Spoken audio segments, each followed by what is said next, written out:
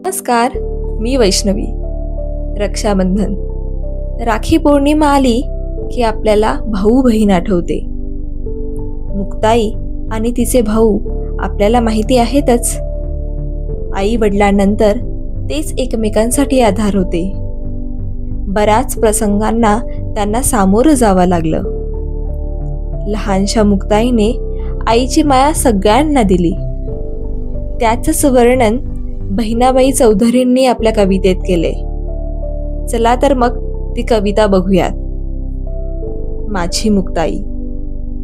माझी मुक्ताई मुक्ताई 10 वर्षाचं लेकरू.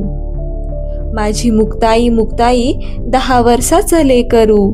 चांग देव योगी यानं तिने मानला रे गुरु. देख ज्ञानी याच्या राजा आधी माया पाणावली. सर्व्या आधी रे मुक्ताई पान्हा पियसीनी गेली. अरे संन्यासाची पोरं कोण बोलतीही नाही. टाकी देयले पोरांचं कधी तोंड पाहू नाही.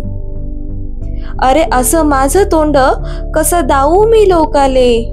ताटी लाई ज्ञान देव घरामधी रे दडले.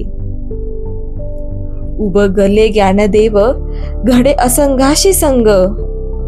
कयवली मुक्ताई बोले ताटीचे अभंग. घेती हिरीदाचा ठाव ऐका ताटीचे अभंग. एका एका अभंगात उभा केला पांडुरंग. गयरले ज्ञानदेव डोळे गेले भरीसन. असा भाग्यवंत भाऊ त्याची मुक्ताई बहीण. असा भाग्यवंत भाऊ त्याची मुक्ताई बहीण. तुम्हा सर्वांना माझ्याकडून रक्षाबंधनच्या खूप साऱ्या शुभेच्छा. धन्यवाद.